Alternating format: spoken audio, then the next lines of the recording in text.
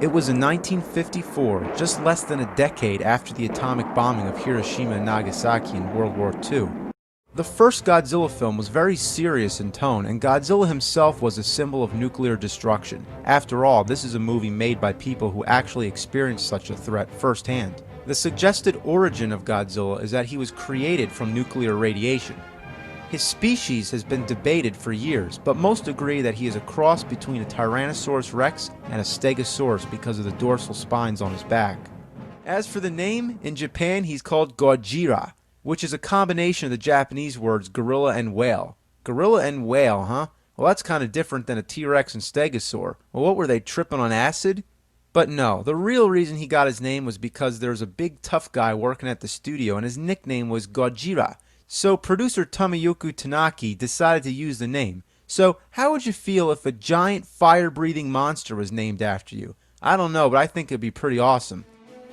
Now, it's probably no mystery that this monster is a guy in a rubber suit, but what most people don't know is how horrible and infamous it was to be the guy inside. First of all, you couldn't see anything. Second, it was hard to move, and so hot inside that the actor actually passed out. Now, about Godzilla's trademark roar, you'd never guess. It was the sound of a leather glove being rubbed against a stringed instrument, a bass of some sort, I think.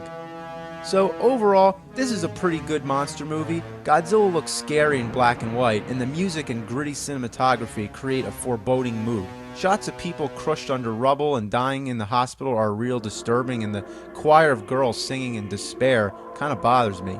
They don't treat it like a B-movie, they treat it like it's a real disaster. Now, because Americans tend to dislike foreign films, when it came out here in the US, they chopped the movie down and filmed new scenes with Steve Martin. No, not that Steve Martin, but a character, a journalist named Steve Martin, played by Raymond Burr. Burr had recently played a villain in Alfred Hitchcock's Rear Window and would later be famous as Perry Mason. Now, he does a good job in this flick, but the way they use him is to have him narrate over most of the film, describing what's happening. I can hardly believe what has just happened.